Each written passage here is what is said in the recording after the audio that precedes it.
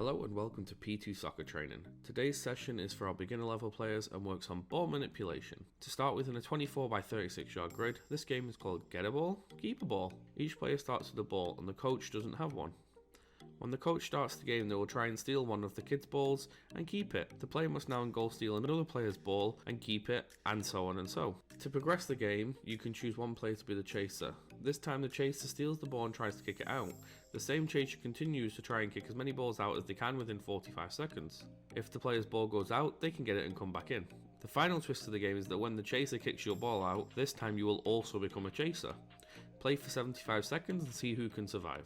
Making it easy, we can make the area bigger, and making it harder, we can make the area tighter. The first coaching point is players should dribble with the ball close enough to touch at all times so they can perform moves to get away. The second coaching point is scanning. Players should avoid engaging with the chaser by knowing where they are at all times, by scanning and keeping distance. The second part of the session, a 36 by 24 yard grid, this time we're setting up a field like a racetrack as shown on the session plan. Add in a pit stop, and they can fill up their car with gas. Add in a slalom where players must navigate through some cones, and finally we'll make this a race.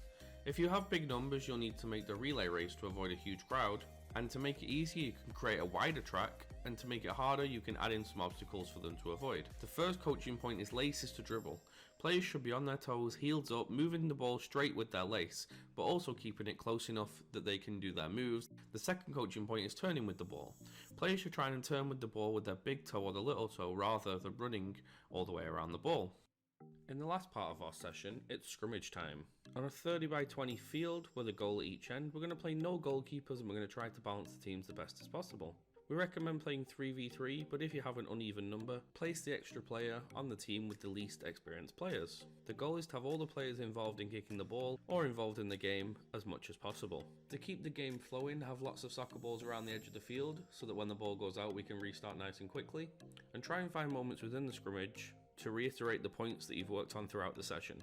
Keep these clear and concise, and try and stop the game as least as possible. Thank you very much for watching.